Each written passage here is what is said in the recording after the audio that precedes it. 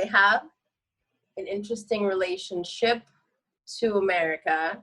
My father is American in whichever way that would mean as a person of color in America. I was born in Washington, D.C., but I've spent most of my life here, and my mother is not American. She's West African and South American mix.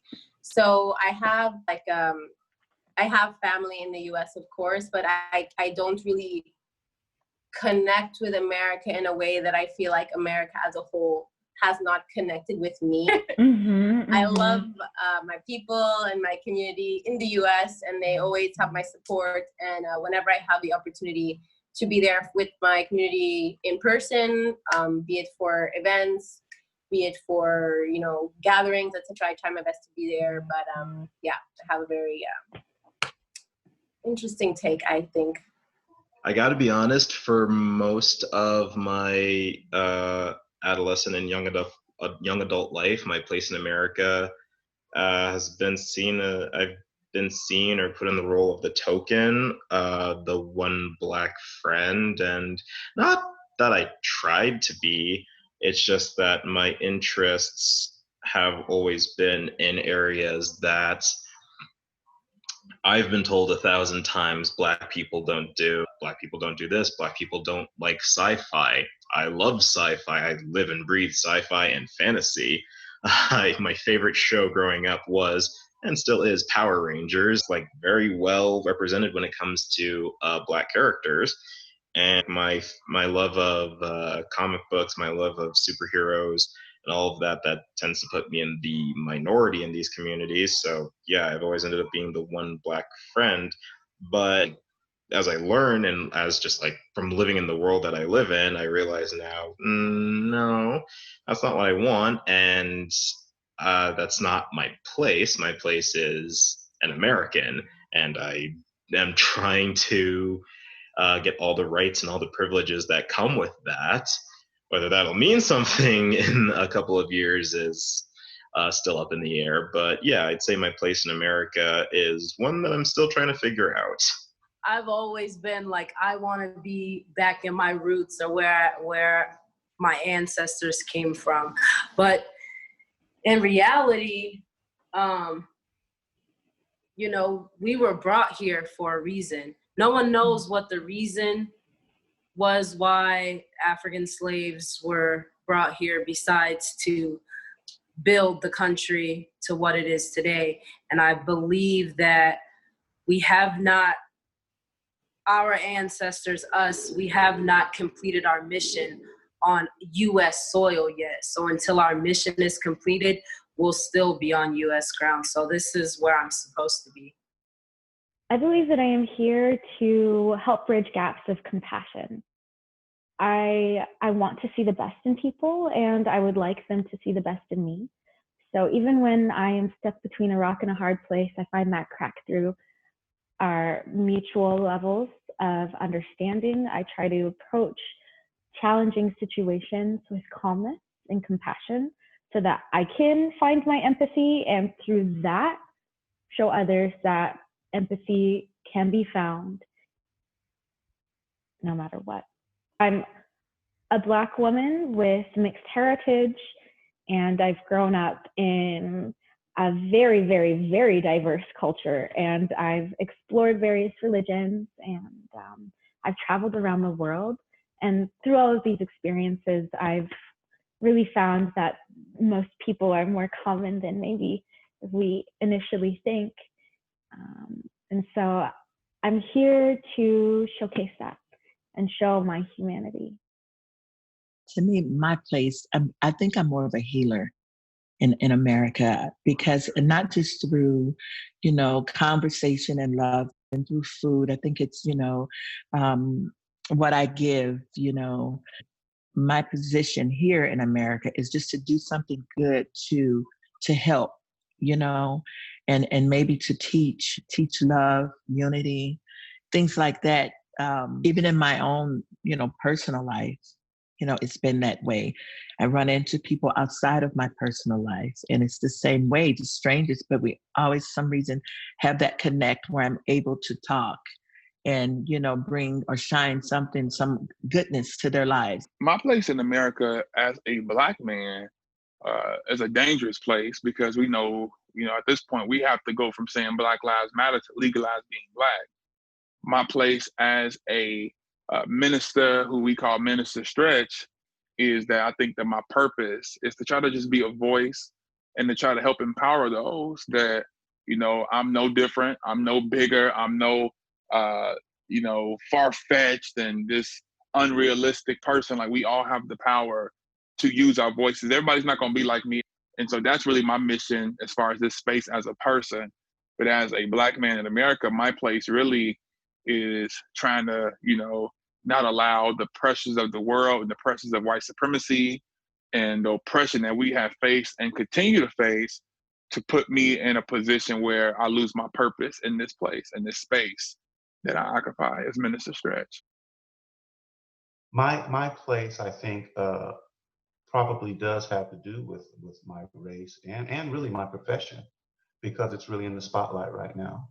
And being an African American that grew up in the quote unquote inner city, I was an executive with the LA County Sheriff Department. I was lucky enough to make captain, so I kind of had to vacillate between two worlds for a while. I had friends that I grew up with that weren't doing the right thing. And some of them I had to drift away from. Some I tried to mentor and coach and get them out of that thing. Some are not with us today because of their lifestyle. But I also have friends from back then that did well, and we still talk daily. I think the conversations that I'm having right now with my white friends, which I have many of, are educational to them, and I think it's making some of us even closer. I think that's really my place. I think place can be replaced with purpose, and so maybe that's part of my purpose right now in this season. So yeah, that's where I'm at. So living my best life is a combination of things. There's mentally, when I'm living my best life, I'm meditating, I'm in touch with source, it just feels like things are flowing, all right? I'm open to the change and the discomfort, and whatever is being thrown my way, I can meet it with a strong mind and a strong will. So when I'm in that headspace, then I'm living my best life. And it really took me a moment to say, hey, wait a minute, you can still be living your best life and doing all the things that you need to do to reach your next level. You can still grow and evolve here at home. And now it's become, I really realize, okay, this is home, right? And this is where my family is, and I have roots that I can grow into here, and I can still be in the childhood house that I grew up in and be the adult version of me. Living my best life looks like not working in an office. It looks like me being able to harness all of my talents and basically market myself as a product, but as a product that is meant to inspire people. And through that, hopefully have enough wealth accumulated to where I can just live on an island for the rest of my life and live off the land around a bunch of people who are brown, relaxing, and when I want, traveling and, creating art or displaying things, gallery openings, whatever it might be. But that best life is on an island somewhere. My best life? Oh. If I was gonna live my best life, I'm out on a yacht, right?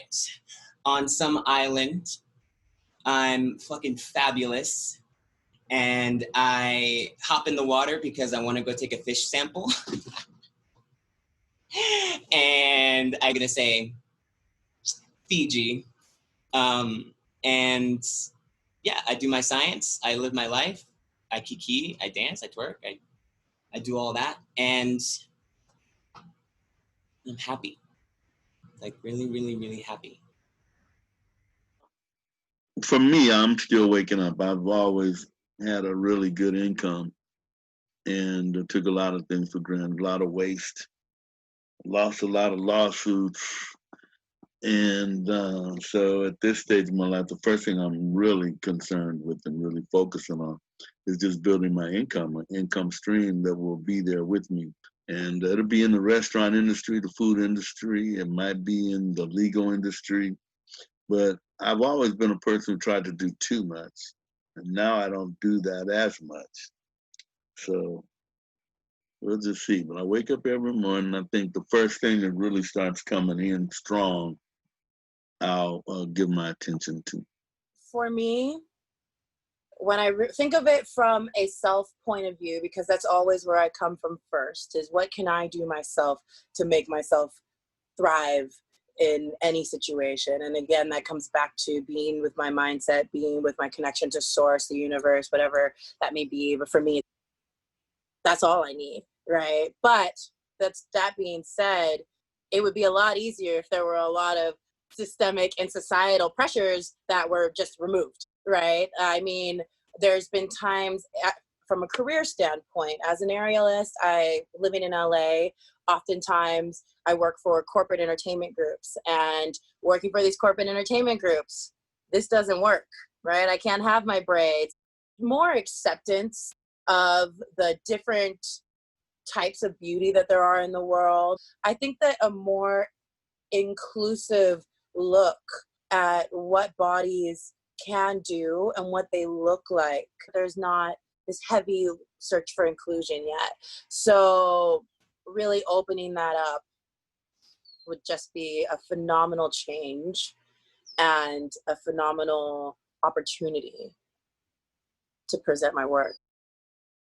Living my best life is just being able to be free in what I do, be able to express myself without having to worry about what everyone else is thinking, be able to just enjoy my surroundings, and being surrounded by friends. That's definitely living my best life right there. I need to keep talking to leaders, getting all of us to unify, still telling, getting out there, letting people know it doesn't matter what you do, because everyone has a role. There's no such thing as, I can't do anything because what I do isn't gonna matter. There's no such thing. If you wanna loot, you should loot. If that's what you wanna do and you think you're good at it, do it. If you want to protest, you think you're good at protest, do it. You just want to pass out food because you think because it's going to help. Regardless, if you're feeding protesters, you're feeding homeless, either way, you're helping. So I feel like whatever anybody wants to do is going to help. And me personally, doing what I'm doing now is my contribution to this movement, because we will change lives. We will become equal to all and not just Black and everyone else.